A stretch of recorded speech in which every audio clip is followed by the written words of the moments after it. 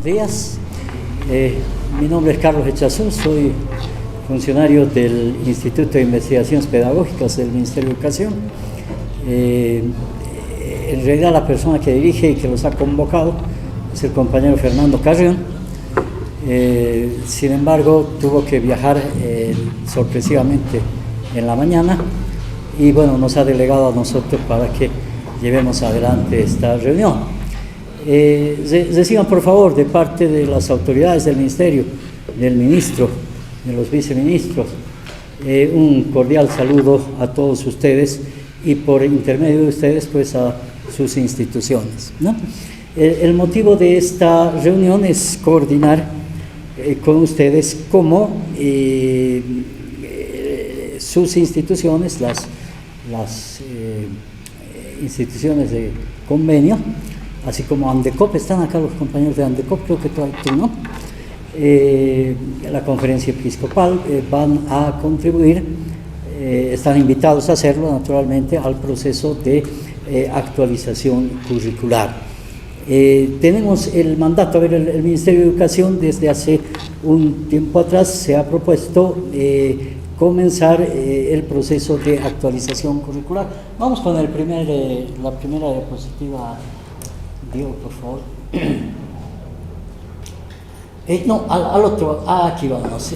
¿Por qué el proceso de actualización curricular? Como ustedes, personas que están inmiscuidas en el tema educativo, saben que los procesos de actualización curricular deben realizarse de modo periódico, ¿no es cierto? Sin embargo, como también lo saben, han ocurrido determinadas circunstancias en nuestra sociedad que hacen que este proceso de actualización curricular sea más necesario que otros, ¿no?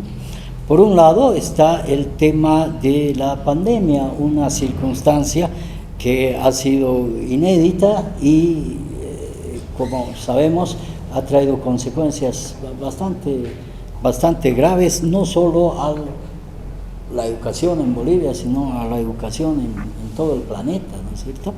Y eso conlleva lo que expertos en educación en el plano internacional están llamando profundas y agudas pérdidas de aprendizaje. En unos países con mayor profundidad que en otros, pero todos nos hemos visto inmersos en ese problema. Ha traído consigo problemáticas nuevas, como es la educación a distancia, la educación digital, algo que si bien estábamos comenzando a tantear, de repente nos vimos en la necesidad de implementarlo a la carrera y improvisando, ¿no es cierto? Eso nos ha pasado en mayor o menor medida a todos nosotros. Es una de las contingencias que nos obliga a repensar un poco cómo vamos a seguir. El hecho es pues la actualización curricular, ¿no? Esa es una de las contingencias, seguramente la contingencia más importante, pero han habido otras. La clausura del año escolar, como ustedes saben, en nuestro país ha habido una interrupción del proceso democrático y ese gobierno de facto lleva consigo un atropello a la educación, atropello más grave que se ha visto desde los tiempos de las dictaduras militares, la clausura del año escolar. Una clausura, por favor, pasen adelante, buenos días.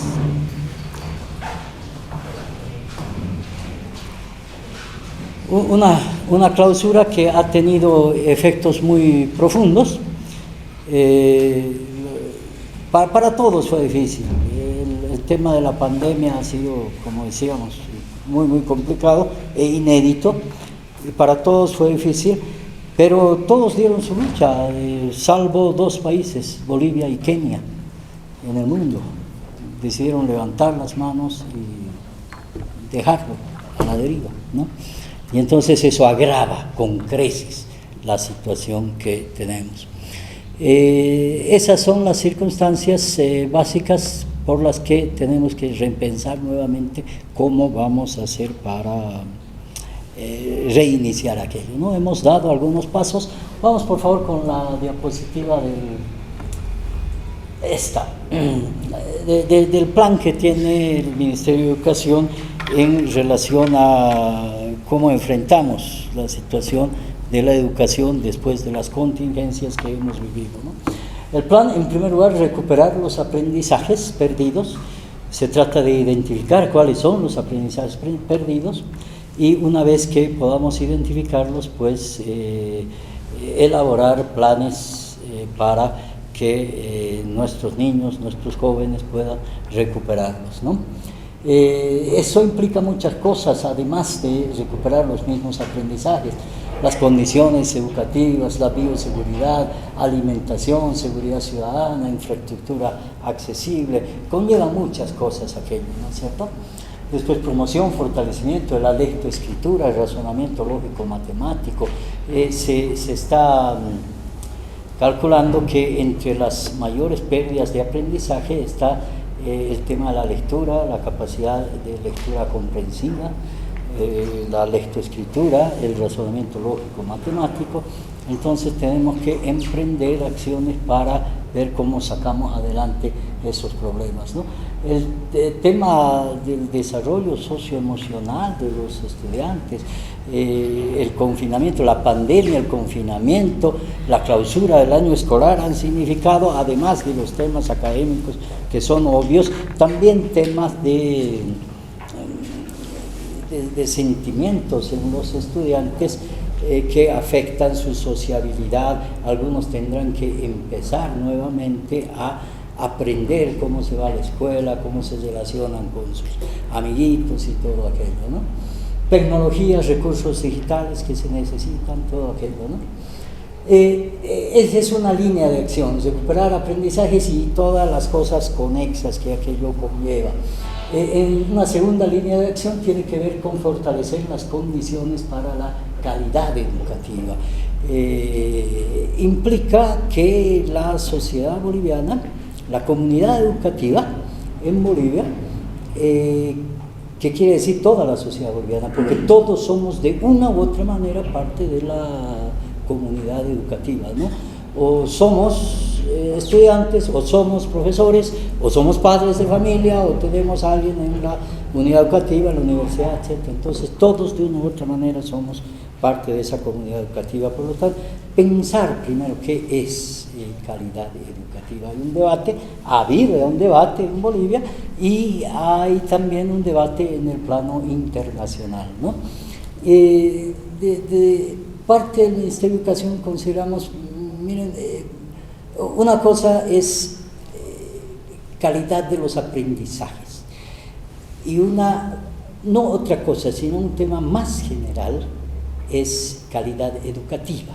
La calidad educativa comprende calidad de aprendizaje, pero implica más cosas, ¿no es cierto? Por un lado, es un buen modo, pensamos, de iniciar aquel debate de la calidad educativa.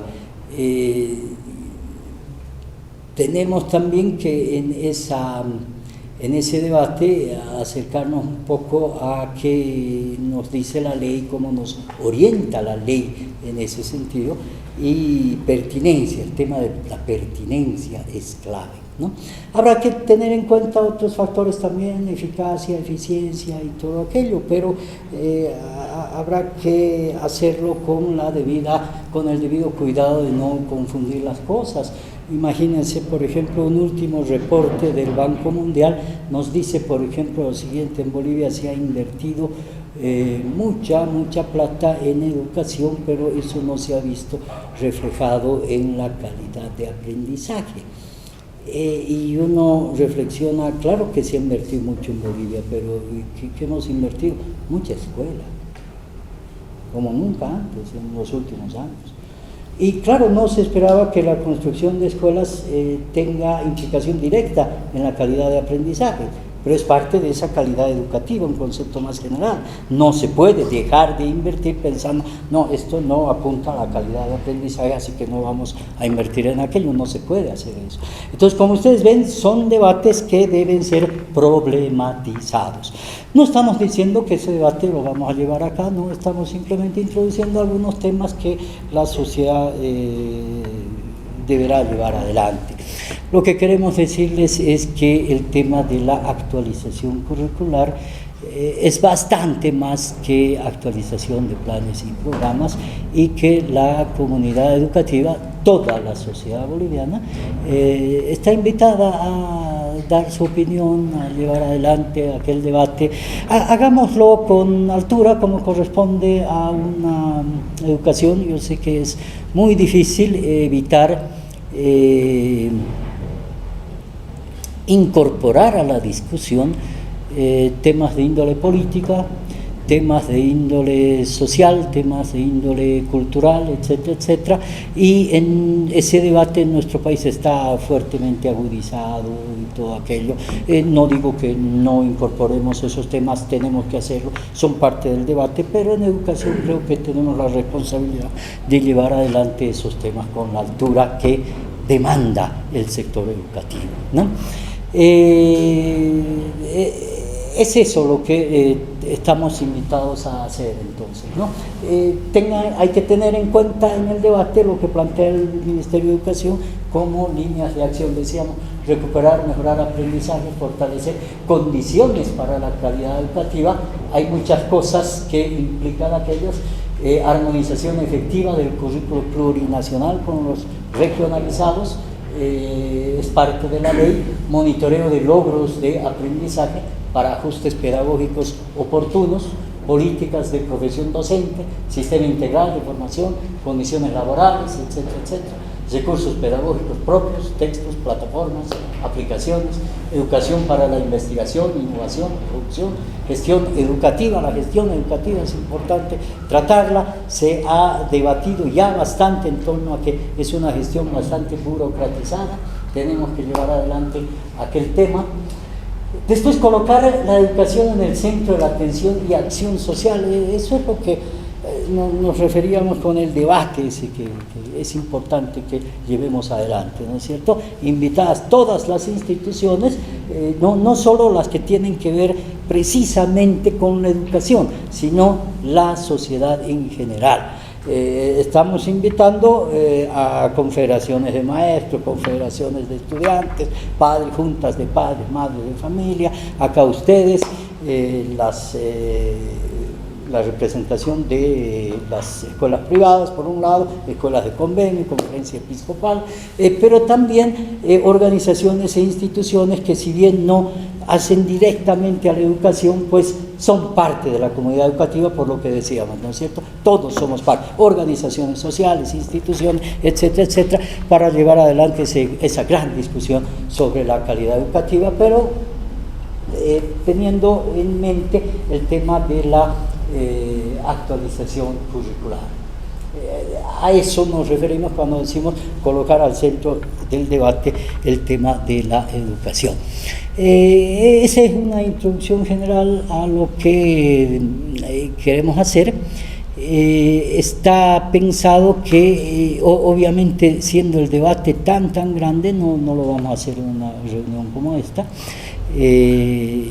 Esta reunión está pensada para que nos pongamos de acuerdo cómo las instituciones que ustedes representan van a colaborar y coordinar el tema de la discusión de la actualización curricular, cómo van a presentar sus propuestas. Lo que hemos estado haciendo es a las distintas instituciones y organizaciones, aquellas que, como muchas de ustedes, tienen representaciones en el interior del país, pues ponernos de acuerdo en un formato. ¿Para qué? Para que ustedes puedan llevar ese formato a sus instituciones y puedan canalizar sus propuestas mediante esos formatos, ¿sí? ¿Por qué el formato? El formato es necesario, permítanme decirles, porque nos permite sistematizar una gran cantidad de propuestas, ¿sí? Personalmente yo soy un poco adverso a eso de los formatos, porque me siento con una camisa de fuerza y que no me deja razonar como quiero, pero por favor entiendan que recibiendo una cantidad muy grande de propuestas, tenemos la necesidad de sistematizarlas, y para sistematizarlas necesitamos que las propuestas nos lleguen en términos de formatos. ¿no?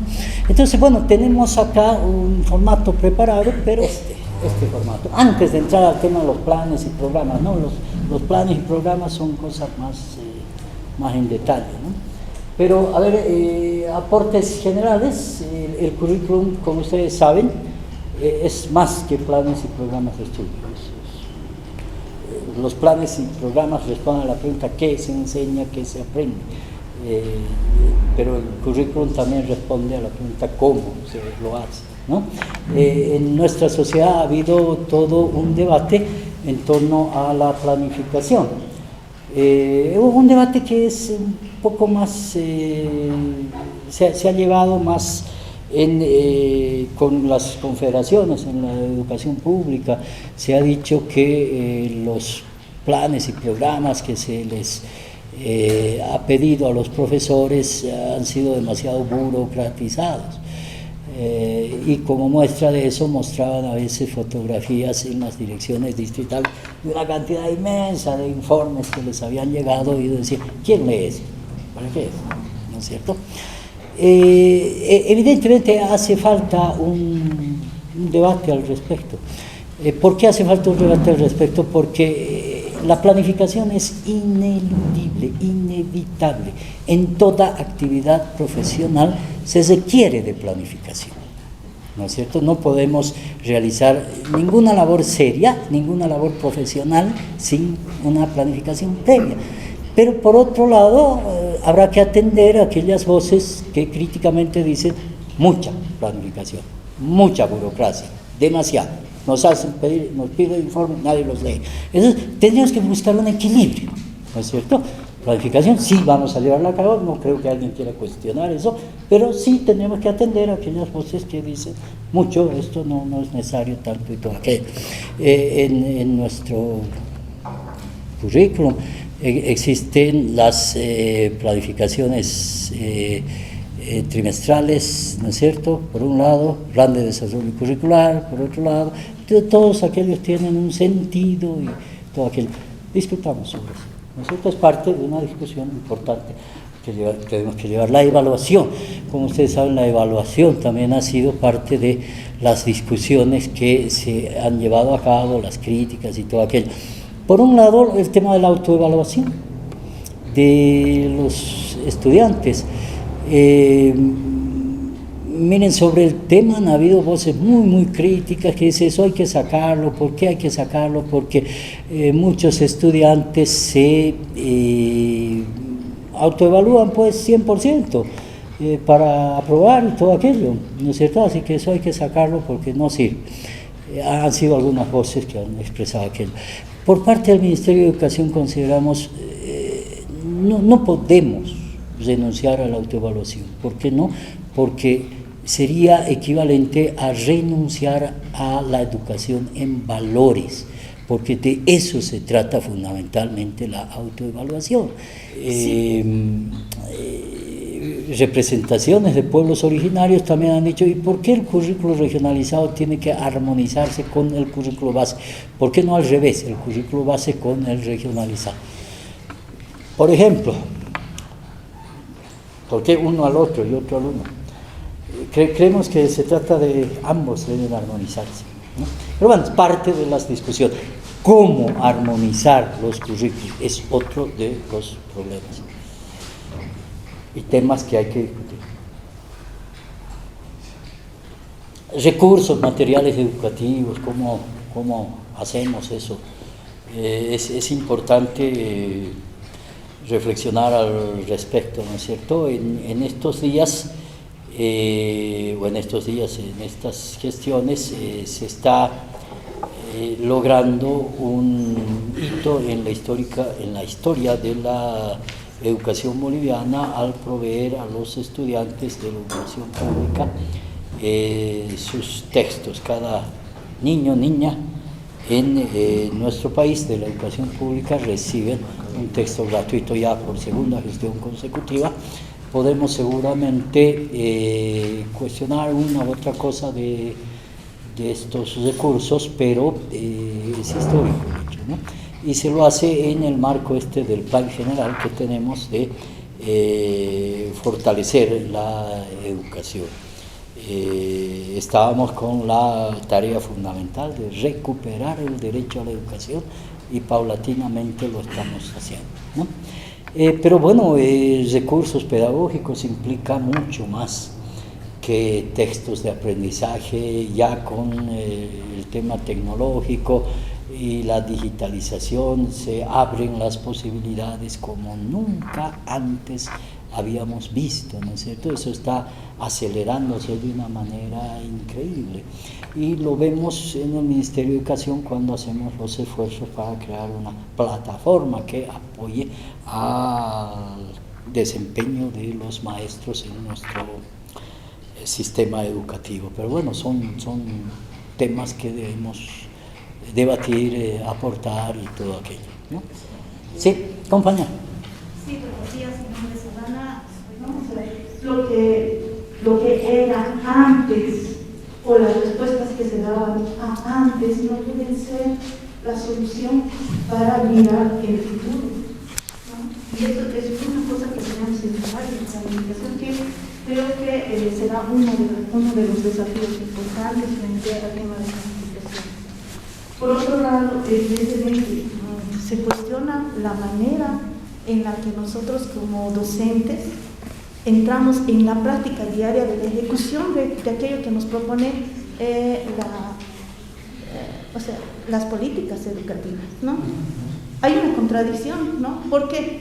Porque de pronto idealizamos en el currículo varios factores, pero ya cuando el maestro se encuentra en aula para trabajar y ejecutar aquello, no tiene todas las herramientas, a veces no tiene todos los conocimientos o no tiene las estrategias debidas para ejecutar eso que propone el currículum. Entonces, evidentemente ahí ha habido mucha contradicción para armonizar la currícula que propone el Ministerio o la Ley 070, ¿no? Desde ese sentido, las respuestas que han dado los colegios privados han sido utilizar su currículo diversificado, ¿no? Entonces ha planificado y ha planteado una currícula diversa de lo que planteaba el currículum base, pero definitivamente dentro del marco de la norma, ¿no? Creo que algo que tenemos que trabajar también es los actores. Evidentemente, los maestros son los protagonistas del trabajo y del proceso educativo. Y en estos tiempos se le ha quitado ese protagonismo. Porque más que el protagonismo, es el responsable inmediato de cualquier error que se cometa en el tema educativo. Cuando se ejecuta algún plan o algún desarrollo de algún contenido de trabajo, o los contenidos o los, ¿cómo se puede decir? Los temas ya en base en la escuela, en el aula, y el estudiante no logra captar, no logra aprender y reprueba, ¿a quién le echan la culpa? Al docente. Y tiene que ir al SEDUCA a demostrar que él ha trabajado, ha desarrollado, y finalmente, ¿quién gana? El estudiante, porque el estudiante tiene más derechos que el docente. Es algo que también se tiene que discutir. ¿Hasta dónde tiene la educación que resolver un tema de necesidad educativa para el estudiante sin que el docente tenga que también ser responsable de todo esto, ¿no? La familia y la sociedad tienen que hacerse responsable. En el último tiempo, los padres de familia se han dedicado a fiscalizar, a pedir descuentos, a generar, mucha controversia, no solamente en los colegios fiscales, sino también en los colegios privados, pero no vemos el apoyo cuando se necesita y se reconoce que la calidad educativa ha bajado. No hay ese apoyo, ¿no? En eso no se movilizan, pero sí se movilizan para otro tipo de situaciones. Entonces, no sé si el debate va a ir por ahí también. Yo sé que eso ya implica más cosas, más elementos, pero el desarrollo curricular pasa también por reconocer que la educación tiene que transformarse en todos los aspectos, tanto en los ejecutores como en los que reciben el proceso educativo formativo, que son las familias y los estudiantes. Gracias. Gracias. Buenos días. Mi nombre es Miguel Nicola, soy del Servicio Educativo de la Universidad de Torres de Bolivia.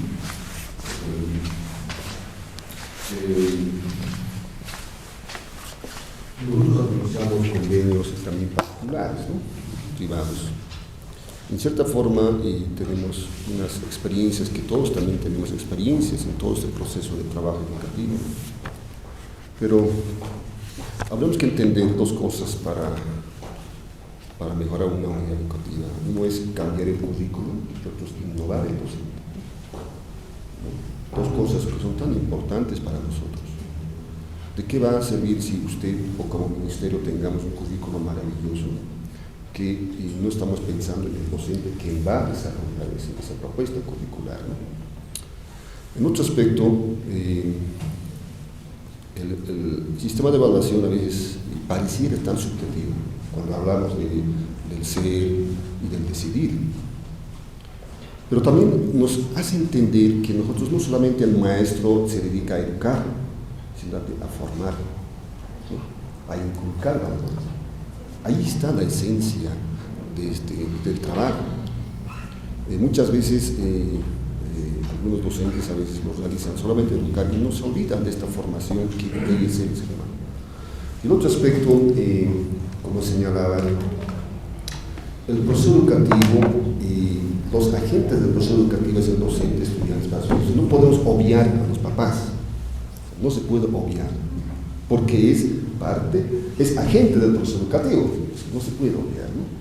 Y para ello tiene que haber argumentos. Lo que yo más bien aquí quisiera sugerirle, estamos hablando de una planificación, de un currículum, de una evaluación, pero quizás sería también tocar muy importante que algunos instituciones deben ser el plan de estudio, ¿no? El plan de estudio es tan importante. Nosotros tenemos el currículum, pero ¿en qué tiempo lo desarrollamos? ¿En qué tiempo requiere desarrollar un contenido? Entonces, para eso sería también analizar el plan de estudio.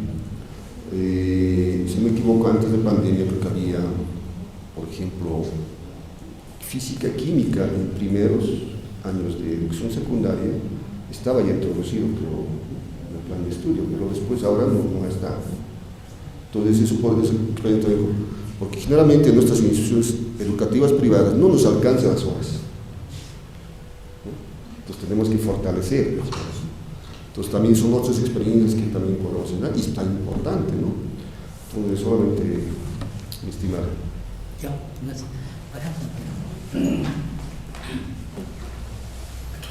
Muy buenos días. Creo que hay algo que debe aparecer de manera más explícita, que es la cuestión del enfoque didáctico de cada una de las áreas, y eso va ligado también a la cuestión de estrategias didácticas.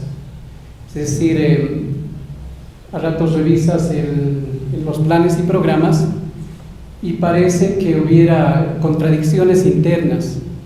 Revisas los perfiles de salida y están apuntando a lograr lectura comprensiva, producción de textos, expresión de aquello, pensamiento lógico matemático, pero luego vas avanzando y llegas a la parte de los contenidos y dices, aquí es otra cosa, aquí parece que estamos apuntando a contenidos. Es decir, y eso es lo que generalmente el profesor interpreta. El profesor, cuando ya hace su PDC, su plan anual trimestralizado, va a los contenidos, es decir, y la preocupación en general de todos nosotros y hasta del ministerio, del distrito, que el profesor cumpla lo que se ha propuesto en el plan. Vivo o muerto tiene que acabar, el papá lo va a crucificar si no acaba el libro, y a ratos muy preocupados de la cantidad de contenidos, y a ratos descuidamos lo que nos hemos propuesto en los perfiles de salida. Los perfiles de salida están apuntando a otros enfoques, a otros conceptos de qué es leer, qué es escribir. En cambio vas a los contenidos y te sale otra vez, sigue saliendo la cuestión de el tema sustantivo, el tema adjetivo, muchos temas que son, no digo que no hay que llevarlos, hay que llevarlos, pero dentro del enfoque de cómo trabajas lectura a partir de un texto, cómo trabajas escritura a partir de un texto, cómo la cuestión de la lectura no solo es una cuestión del profesor de lenguaje, que es algo que hay que trabajarlo desde primaria. Yo puedo trabajar lectura y escritura en sociales, y lo puedo trabajar desde que aprendan lo literal, lo inferencial, lo crítico, valorativo. Lo puedo trabajar desde ciencias, lo puedo trabajar desde música, desde cualquier área. Es decir, la cuestión de que desarrollemos esos perfiles de salida tiene que ver con el enfoque que yo tengo, y que no solo lo tiene el profe que lleva lenguaje, sino todos los profesores. Lo propio en matemáticas, lo propio en ciencias. No veo que hay que revisar mucho esa coherencia entre lo que estamos proponiendo al inicio como objetivos, perfiles de salida, y lo que luego ya viene en lo concreto. El profesor va a trabajar con lo concreto. Aparte de eso, creo que dentro de esta discusión, en escuelas populares Don Bosco nos preocupa de que muchos profesores les tengan miedo de llegar a escuelas de convenio. No quieren llegar a escuelas de convenio, prefieren estar fuera de convenio. ¿Por qué no quieren estar en convenio? Porque les hacemos seguimiento, les acompañamos, visitamos las unidades educativas, vemos si están haciendo lo que han dicho que van a hacer. Y creo que hay una debilidad del Ministerio de Educación. No hay seguimiento en los colegios. Ustedes me dirán, hay la comisión pedagógica. Sí, la comisión pedagógica hace, pero ¿quién le hace seguimiento a esa comisión? Pero un seguimiento concreto, real, un seguimiento donde por lo menos el técnico del distrito se aparece 2, 3 veces y revisa planes, revisa. Nosotros en Escuelas Populares Don Bosco tenemos el portafolio docente.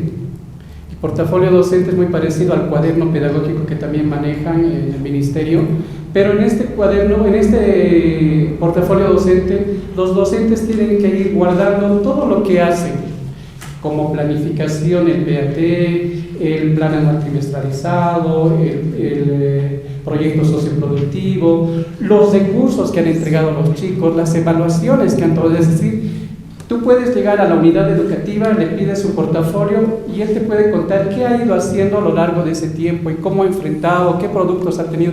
No tiene todos los productos de los chicos, tiene los más representativos, pero ahí tienes la posibilidad de cómo está trabajando ese profesor. Entonces yo veo esa debilidad de que qué seguimiento a las unidades educativas se hace desde el Ministerio de Educación. Quisiera que el seguimiento que se hace en las unidades fiscales sea muy parecido al seguimiento que hacemos en convenio, y que nadie tenga miedo de llegar a convenio porque se le hace seguimiento, ¿no? Entonces veo otra cuestión ahí. Otra cuestión que veo y que tal vez no está ahí es cómo poder incentivar dentro de nuestras unidades educativas el trabajo en comunidad de los profesores. El PSP dice que tienen que reunirse en las áreas, tienen que trabajar, sí, está bien, pero a lo largo del año, el día a día, esa planificación se va concretizando, y yo tengo que poder encontrarme con mi colega y ver, a ver, ¿cómo vamos a hacer esta parte? ¿Tú qué pones? ¿Qué idea tienes? ¿Qué estrategia? Compartimos material. Es el día a día. En otros lados, varios de nosotros hemos debido salir a otros lados y vemos cómo funciona también la educación. Algo que a mí me llamó mucho la atención, visitando otro lado, había un aula destinada a los profesores. Habían mesas, y cada mesa era para, estos son los del cuarto, estos son los del primero, estos son los de matemáticas, y tenían que reunirse los profesores por lo menos 2 horas a la semana en esa mesa, sentados compartiendo lo que estaban haciendo o lo que van a hacer. Es decir, había ese espacio físico, había el tiempo. En cambio, en nuestras unidades educativas, en nuestro sistema, no hay eso. Por lo tanto, ¿en qué momento se encuentran? ¿Por WhatsApp? Es decir, no hay ese espacio donde se puedan encontrar, conversar y trabajar lo comunitario, que también está muy metido dentro de la ley. ¿Cómo hacemos de que se colaboren, se ayudan, puedan encontrarse? Otra cuestión son los directores, ¿no? Los directores tienen, y ahí me parece bien lo que ha salido en lo que han planteado, hay que desburocratizar la gestión. Muchos papeles. ¿Quién debería hacer el seguimiento pedagógico teóricamente? Es el director. No solamente debería cumplir una función administrativa, pero al final no lo hace. Al final firma papeles, envía informes, pero no es que tenga el tiempo para hacer un seguimiento pedagógico. Entonces, creo que ahí también hay que ir mejorando, ¿no? Creo que hay bastantes elementos, pero agradecido por tener este momento de compartir lo que uno piensa, reflexiona, y también como Escuelas Populares Don Bosco haremos llegar nuestras propuestas. Muchas gracias, compañero. Allá, compañero. Allá, foto.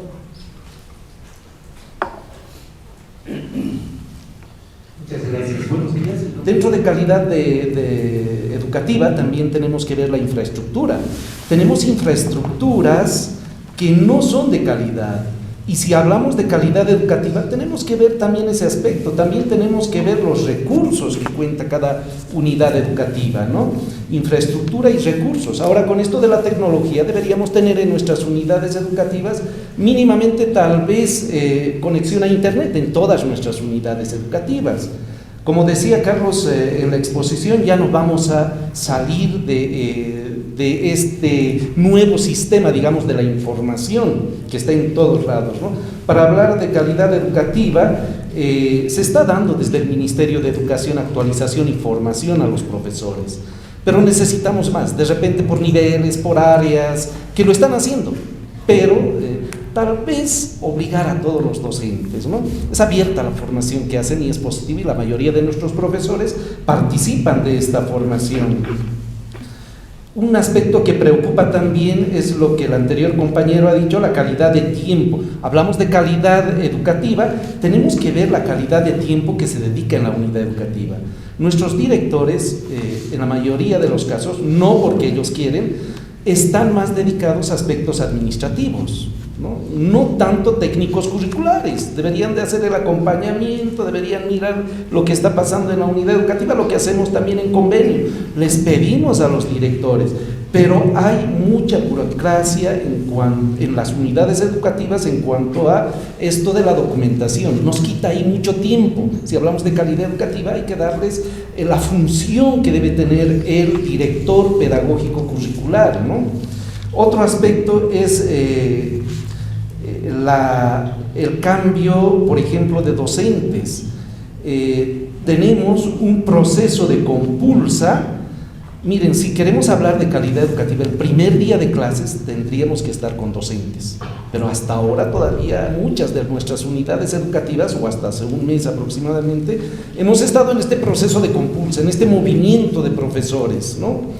Tal vez utilizar desde el Ministerio de Educación también la tecnología, ¿no?, para este proceso, y tiempos, de repente entre diciembre y enero hacer todo este proceso, no sé, pero no dejar sin docente al aula, y menos a inicial, ¿no? Yo alguna vez hablaba con alguna autoridad y me decía, oye, que vaya a ser regente si no tiene docente de inicial, pero no es lo mismo.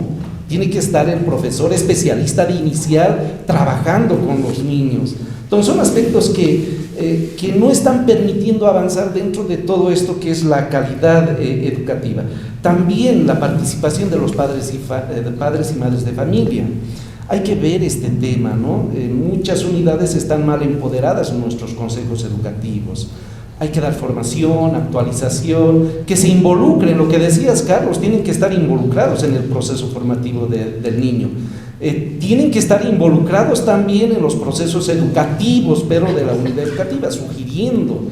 Ellos agarran todas las ideas de los padres de familia, y eso tendrían que socializar al director, a la comisión pedagógica, y los profesores hacer evaluaciones constantes de todo ese proceso que se está haciendo. Y en este cuadrito te sugiero de repente poner una parte donde se vea esto de la participación comunitaria también. Nada más. Yo simplemente quiero manifestar dos aspectos, ¿no? Uno, para un poco entrar también en su conocimiento, la educación católica en este tiempo, pues ya estamos también hablando sobre estos aspectos porque estamos en preparación sobre lo que se va a realizar al año 2023, el Congreso Educativo Católico. Entonces, seguramente estos aspectos y otros los trataremos, ¿no? Y a nivel departamental, como iglesia, estamos en distintas jurisdicciones realizando. Nosotros aquí en La Paz tendremos el 17, ¿no? 17 de 16-17 de septiembre, el Congreso Departamental. Entonces, me parece que es un ambiente propicio como para poder tomar en cuenta estos aspectos. El otro aspecto, sí, es verdad, hay muchos desafíos, necesidades, pero también hay que reconocer que en este último tiempo la educación ha mejorado, ¿no? Yo creo que eso es importante. Nosotros trabajamos en unidades educativas del área rural y hace unos, qué sé yo, unos 10, 15 años, 20 años, era difícil ver los módulos que están ahora, ¿no?, en el área rural, especialmente en lugares dispersos. Ahora hay que tomar en cuenta la situación por lo que nos encontramos. Sí, es importante también, ¿no? Yo creo que el tema de la actualización debe ser constante, ¿no? Porque el tiempo histórico que estamos viviendo es muy dinámico y creo que una planificación curricular, malla curricular, debe ser también acorde a estos desafíos que estamos atravesando. Simplemente eso, y agradecer por la invitación. Muchas gracias. Bien, buenos días. Trabajar todos por una educación. A mí me llamaba la atención, un compañero me mandó un TikTok, es una partecita de María Galindo, ¿no? María le preguntaron, ¿qué quiere ser? ¿No? Creo que todos ya lo conocen. Quiero ser narco. Y es una respuesta no nueva para mí, porque anteriormente igual hicimos una pregunta y había muchachos que señalan eso, ¿no? Es el horizonte que tienen nuestros jóvenes, algunos, ¿no? Y esto es algo que nos tiene que llamar la atención. Creo que trabajar en un tema de proyecto de vida podría ayudar bastante. Nosotros trabajábamos más antes, creo que con menos fuerza, porque esto implica procesos que vayan planificando y organizando su horizonte los jóvenes, ¿no? Y si nos dejan trabajar, si nos ven como aliados, podemos hacerlo juntos, ¿no? Creo que ese espíritu hay que recuperarlo, hay que impulsarlo. El Papa Francisco habla del Pacto Educativo Global, ¿no? Creo que hay elementos que hay que recuperar, hay que apropiarse y hay que impulsar, ¿no? Estas temáticas no son ajenas a lo que se está buscando desde el Ministerio. Entonces, creo que primero es eso, ¿no? El espíritu. Hay que trabajar en este espíritu de que la educación es tarea de todos y que podemos buscar aliados, alianzas estratégicas. Y bueno, pues gracias por la invitación. Nosotros como Iglesia Católica sentimos que todavía podemos dar mucho. Ahora estamos como de alas caídas, ¿no? Pero creo que hay que animarnos mutuamente. Agradezco la invitación nuevamente y solamente eso. Muchas gracias. El relacionamiento debe ser, ya la materia de religión no puede ser ya un relacionamiento de la Iglesia Católica. Eso no puede ser, ¿no es cierto? Lo que no quiere decir que no se vea valores de la educación católica, todo, así como se verá valores de la educación musulmana, de la judía, etcétera, etcétera. ¿No es cierto? Entonces habrá que reflexionar eso, y yo creo que me parece excelente que tengan su congreso y desde afuera, permítanme, ojalá no lo consideren un atrevimiento, desde afuera sugerir que uno de los temas fundamentales de ese congreso es esa discusión. ¿Cuál es el nuevo rol de la Iglesia y de las escuelas de convenio y de todas aquellas en una educación laica, en un Estado laico? Me parece que es importante. Discúlpeme si es atrevimiento el formular eso. No le corresponde a alguien de afuera decir que deben discutir. Simplemente una idea desde una posición muy humilde, pero bueno, en el marco de la libertad de expresión también, ¿no? Si les parece, pasamos al siguiente formato, el que se refiere ya a los planes de estudio que reclamaba el compañero. ¿Sí? Pásame, por favor. Este es un ejemplo de lo que podría ser. Acá hemos recogido del plan de estudios vigente los contenidos del primer trimestre de la materia de comunicación y lenguajes de secundaria. ¿No es cierto? Creo que son sí, está el primero, segundo, tercer trimestre. Y entonces de lo que se trata es de plantear acá, en esta columna, cuáles serían las modificaciones que se plantean y aquí las justificaciones, tratando de hacer lo más breve posible, ¿no es cierto? Tratando de encontrar un equilibrio entre la necesidad que hay de argumentar sólidamente y la necesidad también de expresarlo sintéticamente. Enseguida le doy la palabra. ¿Alguien quería, sí, compañero?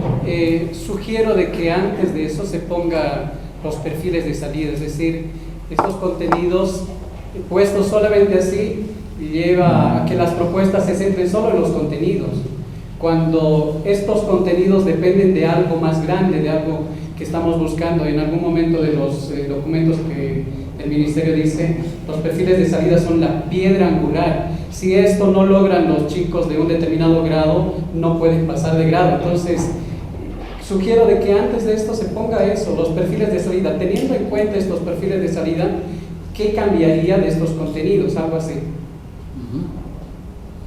No debería estar acá eso en la justificación, dado que los perfiles de salida son estos. Entonces, los contenidos serían otros, ¿no? Pero como ustedes ven, este es un ejemplo. Lo mismo pasa con todas las materias, con todos los niveles y todo aquello. Se trata de que al lado de los contenidos se ponga una columna en la que se pueda especificar cuáles son las modificaciones que se está planteando y otra columna en la que se sustenta. Es importante la justificación, porque a veces no se comprende muy bien la propuesta no se le da la seriedad a la propuesta si no hay la justificación, ¿no? Sí. Indudablemente este cuadrito que se les presenta es un ejemplo. Claro, no podríamos poner todo lo que contiene un programa, ¿no? Es decir, hay muchos más elementos. Si ustedes revisan los programas, indudablemente allá tiene justamente el enfoque, en algunos casos enfoque de área, en otros casos enfoque de campo. Ahí ya se manejan los enfoques y luego se definen los perfiles. Eso indudablemente hay que tocarlo. Luego uno tiene los objetivos holísticos, luego tiene los contenidos, la metodología, el sistema de evaluación. Pueden tocar todos los elementos, indudablemente, ¿no? Indudablemente cuando uno revisa y actualiza el programa en su totalidad, revisamos el conjunto. Este simplemente es un ejemplo de decir, bueno, pueden poner énfasis en el contenido. Así como más arriba les hemos dicho, pongan ojo también la metodología, la evaluación, que es parte de los programas, cómo se evalúan, o las salidas, y allá pues plenamente para recoger. Entonces, esto coloquen simplemente como un ejemplo, digamos, de que si no dejen de tocar el contenido, es parte del programa, lo van a encontrar. Reconocemos la tarea de todos ustedes, la labor que ustedes están desarrollando en materia de educación, es decir, la experiencia que tienen. Escuelas Populares Don Bosco, por ejemplo, es fuerte en formación técnica desde su fundador, ¿no? Desde su fundador, y su carisma es esa. Hay que recoger, porque la educación hoy, si se dan cuenta, es bachillerato técnico productivo. Yo alguna vez les estaba comentando, después de Simón Rodríguez, el intento más serio de toda la historia de la educación boliviana se está dando en este periodo. Y no desconocemos de que el Código de la Educación ya decía la educación debe ser productiva. O Banzer dentro de la dictadura decía debemos de transformar la educación también para hacerlo productivo. No desconocemos. No decimos de la reforma porque no tocó. No tocó. En eso fue débil la reforma. Ni se le percató de que debería ser productivo. Se focalizó en la educación primaria, secundaria, ni plan, ni programa, nada. Recién lo estaban pensando hacer, pero ya pasó 15 años desde que terminaban pensando. En cambio, por ejemplo, tenemos experiencia, nos en Fe y Alegría, en Don Bosco sobre todo, que su carisma es la educación productiva. Fe y Alegría tiene, no sé, me equivoco tal vez, pero ya 10 años creo, intentando con su plan de mejora de la calidad de la educación, y tienen sus programas internacionales y tienen su propuesta, y insistentemente están desarrollando planes de mejora de la calidad educativa, etc. Claro, todos los resultados de su práctica hoy conviene que lo podamos colocar en una propuesta, ¿no? Sin hablar de Escuelas de Cristo, que desde el año 1907 andan viendo el desarrollo de la educación en Bolivia, rural sobre todo, ¿no? Y ellos han transitado por todo. Es decir, cuando en época del año 1960 ellos ya estaban con las propuestas más avanzadas en educación, trabajo con las comunidades campesinas. Y pioneros en muchos lugares de fundar escuelas rurales donde no había absolutamente nada. Yo estaba viendo las estadísticas del año 1960 y claro, ahí hay puntitos donde uno dice, a ver, ¿quiénes son estos pioneros? Claro, pues el Zampa estaba por ahí fundando escuelas por uno y otro lugar, ¿no? Etc. Y también, sin hablar de Aldecop, que muchos colegios privados tienen propuestas que están funcionando en la práctica, ¿no? Y muchas riquezas. Lo mismo los metodistas, ¿no? Es decir, reconocemos esa experiencia educativa que en este momento pues todas las instituciones están desarrollando. Y creo que se trata de eso, de recoger qué cosa les funciona a ustedes, ¿no? ¿Qué les funciona a ustedes? Esto que, por ejemplo, dice Escuelas Populares Don Bosco, nosotros tenemos un cuaderno, un registro pedagógico, como le llaman, ¿no? Un registro pedagógico, un portafolio docente. Eso nos está funcionando como mecanismo de gestión. Claro, pues a ver, lo estudiaremos, lo veremos, propongan. De repente por ahí está la pepita, ¿no? La pepita que nos puede ayudar a resolver los múltiples problemas, dificultades que hoy tenemos en el funcionamiento de la educación. Hoy estamos pensando no tanto en instituciones, y pienso que deberíamos pensar en los jóvenes y en los niños. Es decir, nosotros ahorita no estamos pensando en, a ver, a quién favorecemos, no favorecemos, cómo hacemos el equilibrio, no. Hoy deberíamos pensar cómo mejorar la educación de los jóvenes y los niños. Es decir, y si en eso estamos de acuerdo, podremos caminar. Pero si algunos de ustedes dicen, es que yo necesito, por favor, que me den licencia y voy a aportar por... No. Es decir, no estamos pensando mal, no estamos pensando bien. Si nosotros nos ponemos de acuerdo que nuestro principal objetivo es mejorar la educación de los niños y los jóvenes, ahí estamos de acuerdo. Y si para eso recogemos experiencia valiosa, ahí estamos. Lo demás es secundario. Entonces yo pienso que ese mensaje, por favor, llévense. Nosotros estamos con la idea de pensar en los jóvenes hoy, para mañana, para pasado, para el futuro. Y si en eso estamos haciendo la revisión curricular, es porque de veras queremos mejorar ese tipo de formación. Reconocemos, y en eso podríamos tener información, datos. Claro que hemos avanzado en educación, claro que hemos avanzado. Si uno mira historia 5 años atrás, 10 años atrás, 15 años atrás, 20 años atrás, claro, la educación no es la misma, no es la misma, bajo ningún punto de vista, en términos cuantitativos y en términos cualitativos, ¿no? Sin retroceder un paso atrás, que Carlitos les decía, o el señor de Escuelas de Cristo creo que nos decía desde el área rural, antes no teníamos ni un texto. Claro, yo les digo, el año pasado estaba en una escuelita en Cochabamba y me dicen, ¿qué texto está utilizando? Alborada, les decía, ese texto lo reconozco. Yo he utilizado el año 1980, creo, era mi texto. ¿Sigue utilizando Alborada? Sí. ¿Y por qué utiliza Alborada viendo tantas otras editoriales mucho mejores ya que Alborada? Es que nos han regalado 15 textos de Alborada. Seguramente han hecho una colección en la comunidad, en el pueblito, y claro, los más antiguos o Alborados son los que más habían recolectado. Entonces han dicho, maestro, este es mi único instrumento que yo tengo. Bueno, le he dicho, le servirá algo si no tiene más que eso. Más que eso. En cambio, ahora, claro, hemos tenido, no sé si ustedes habrán percatado, pero el Ministerio de Educación hoy, la reforma educativa no pudo resolver cómo actualizar a los maestros.